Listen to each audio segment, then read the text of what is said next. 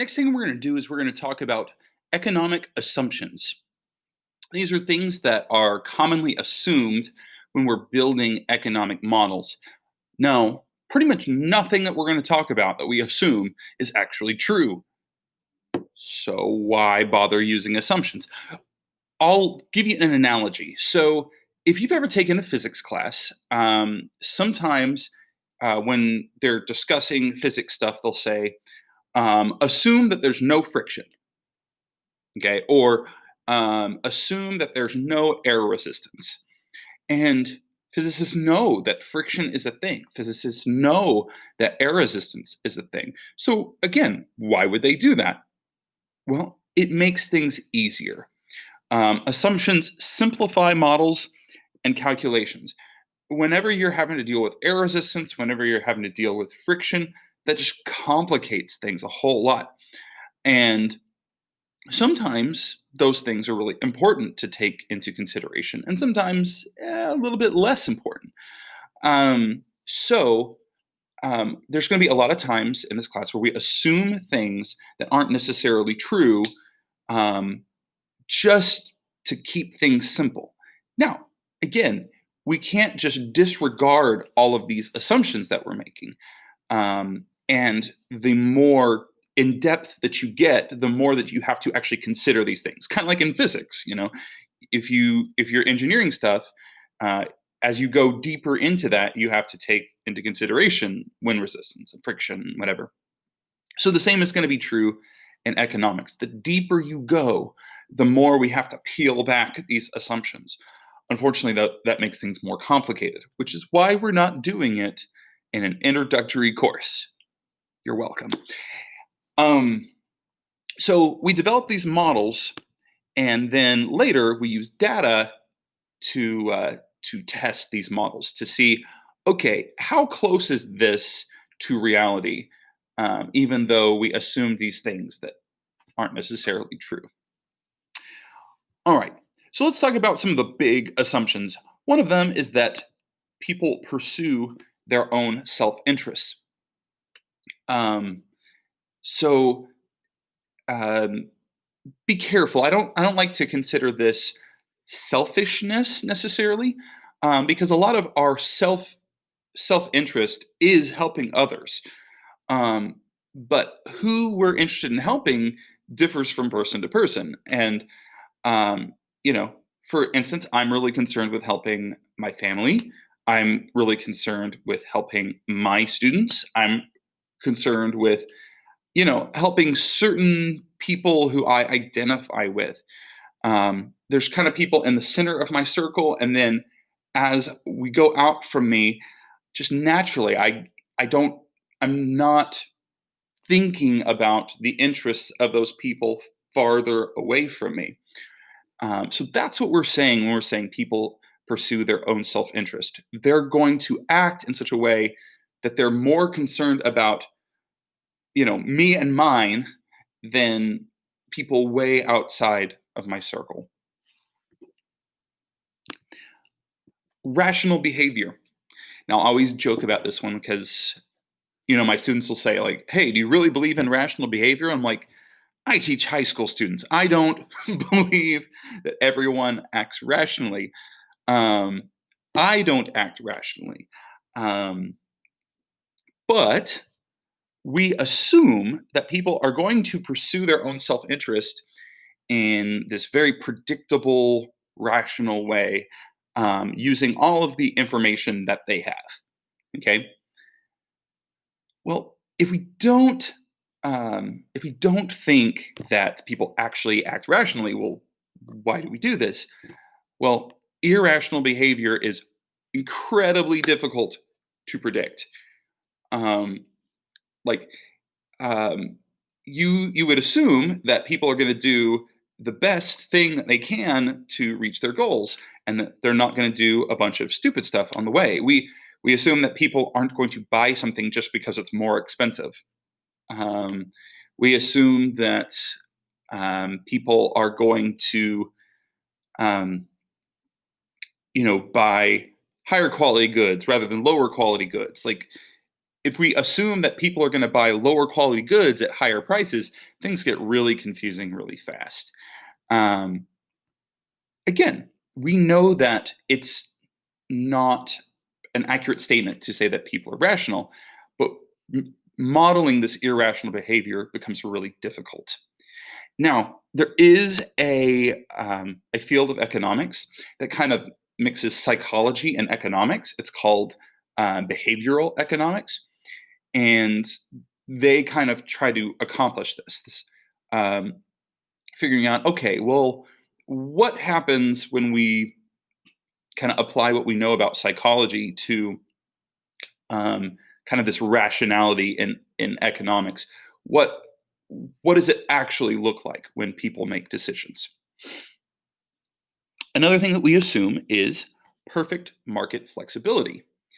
Um, so lots of things we assume: prices and wages, production, um, people and jobs going all over the place. Um, so prices and wages, um, we assume that these can just change on a whim. But turns out, if you run a business and you are frequently changing your prices, that generally has a really rough effect on your business. Like, if the thing that costs $5 today costs $7 tomorrow, um, and $3 a week from now, like, your customers are going to kind of get antsy. So generally, prices tend to remain stable. They're we call them sticky. Okay, they're resistant to change. Now, that's not to say that they won't change. And again, economists believe that, or a lot of the models that we build assume that prices are very, very flexible when sometimes they're not. Same thing with wages. Um, this is assuming that, if the labor market tanks, then we can lower wages, or in a booming labor market, wages are going to go way up. Whereas wages tend to lag behind all of these trends, because people sign contracts, people make plans based on how much they're going to be paying their employees. So we tend to not see wages just jerk around, especially in the downward direction, because people get really, really angry when you lower their wages. There's kind of this expectation of um, wages going up as you gain experience, which is reasonable. Um, so, all that to say, wages are not as flexible as they are in some models. Production. Production is flexible. Again, we kind of assume that if the market, wants more of a thing, then production of that thing will increase, and if the market wants less of that thing, production of that thing will decrease. Um, but a lot of times, production is something that takes several years, and so it takes a lot of time for that shift in production to happen. Um, a lot of times, you'll see a temporary shortage of something because there's this huge spike in demand and production can't keep up. Um, so this idea that production is completely flexible doesn't work. Okay, but in the long term, we can assume that production is flexible. We also assume that people and jobs are mobile. So, for instance, if um, locally, the job market is bad for like math and economics teachers, then I can just go to Arkansas, or I can go to Canada, or I can just go to Singapore. Like, I can, if there's a demand over here and there's supply over here, that supply will just jump to that demand. Um, but this is not completely true either, because moving is super expensive. There's monetary costs. There's social costs. Like for me, I'd have to my mom lives local. My sister lives local. My in-laws live local. So I would be leaving all of that, not to mention my friends. Um, so there's these monetary costs, there's these social costs for moving. Um, One thing, especially really poor folks, we say, "Oh, well, you could just go here, and there's lots of jobs here." Well, especially for poor people, moving is very, very expensive, um, and especially when the results aren't guaranteed, y- you won't always see poor people moving um, in search of a job. And then there's also immigration laws that um, limit where people can go in search of work. Um, we're very lucky inside the United States that we have a lot of mobility inside the U.S. where I can go from place to place to place to place to place without having to apply for a green card or something like that.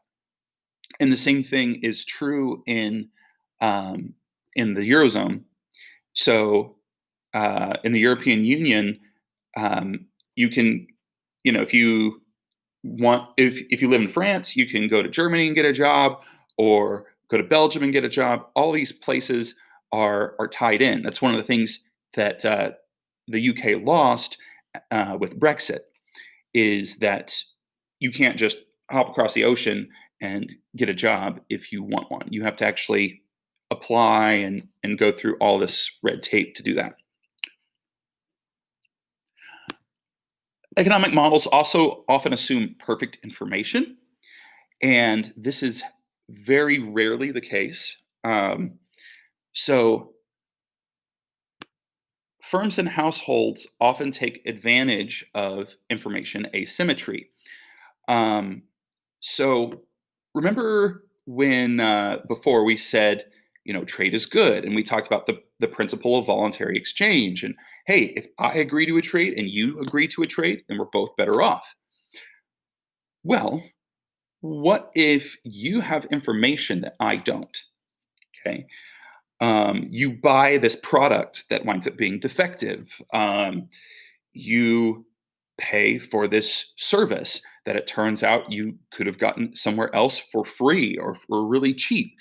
Um, you got the raw end of this deal, um, and this this purchase did not make you better off. This trade did not make you better off because you didn't have the information that you needed to make a good decision. And so firms a lot of times will use their information asymmetry to take advantage of consumers. Also, you'll have consumers use their information asymmetry to take advantage of firms. For example, um, a lot of times people will take out insurance on, and they'll know that they're in a situation where something's more likely to be broken or more likely to um, basically to wind up needing this insurance. And so that's one of those things that insurers have to kind of build into their costs, is that they're people um, who are bad risks that they don't know about. Um, and economists believe that information is very costly. So it's very difficult to kind of fix this information asymmetry. This is one of the big issues with healthcare. Um, that it's really hard to know. If a doctor says, "Hey, I'd like you to get this test," you don't know, on a scale of 1 to 10, like, how important is this test. You just kind of trust your doctor. And if the doctor says, "Hey, this test costs $3,000," you don't know whether that's a reasonable price or an unreasonable price, because it's really hard to shop around for CAT scans or whatever. Or when you go to an auto shop, it's very difficult because usually the person working on the car knows a lot more about things than you do. So you have to really trust that that person is not ripping you off. Um, and a lot of times you don't even know what the price is going to be up front. Um, so All that to say, um, perfect information doesn't really exist, but we kind of assume that consumers have good information for our very basic economic models. We've talked a little bit about this one, perfect competition. Now, we know this is not viable because we've talked about monopolies. But in a lot of our models, we assume that firms have to compete for buyers, um, that they are price takers, meaning in an industry, there's so many different firms that they're pretty much stuck charging a certain price. Now, when there's a monopoly or when there's not very much competition, firms get to kind of choose their price a little more. Um, and so without competition, firms don't really have to look out for their consumers as much. Okay, last one. Last assumption. This is more of a scientific assumption. Ceteris paribus is a phrase that you'll hear sometimes. It's basically a Latin phrase that means all else equal, everything else unchanged. So in science, whenever you conduct an experiment or whatever, and say you're trying to see if more water makes plants grow better, well, you can't have the plant that you give more water also getting more sunlight because then you can't really tell, is it the water that's doing it or is it the sunlight? So we try to control all of the variables that we're not measuring, that we're not studying. Um, so a ceteris paribus assumption basically means we're going to change this one thing and we're not going to change everything else. There's two problems with this. The first is that we talked about before how everything is connected. So if I change one thing, there's going to be these ripple effects in all of these other areas. And so ceteris paribus assumptions are very difficult in economics. Um, the other thing is, it's very rare in economics to actually be able to do a traditional experiment.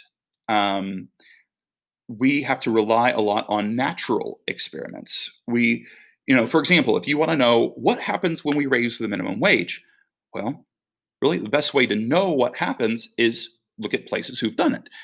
Um, the problem is, like, let's say we look at Seattle, who recently raised their minimum wage. We can look at some of the effects that happen and go, oh, well, that's what a minimum wage increase does.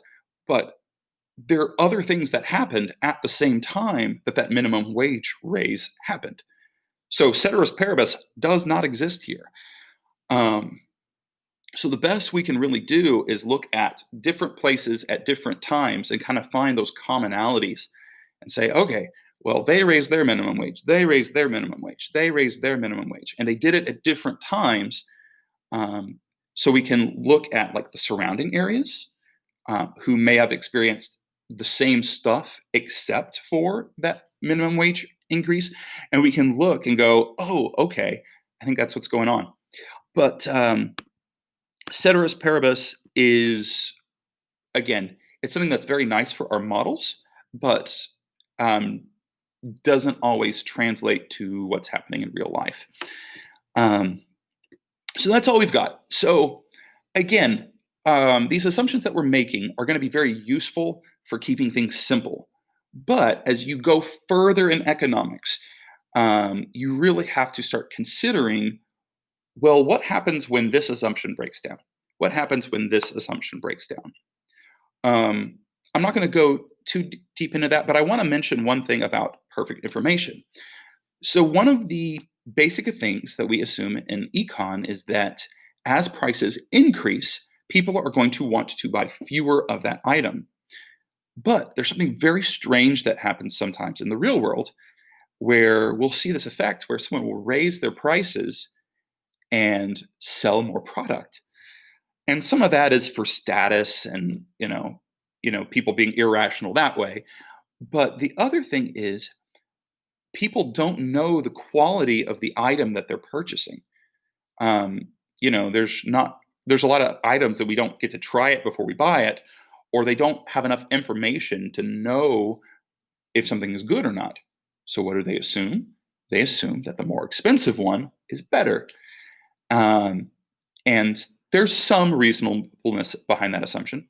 So economists call this using price as a signal. It signals to the buyer that this is a high quality product. So it can lead to some outcomes that seem irrational, but are not as irrational as they may seem. So again, we make all these assumptions. They're not actually true, but they keep things simple. And whenever you want to dig deeper, you have to peel back the assumptions.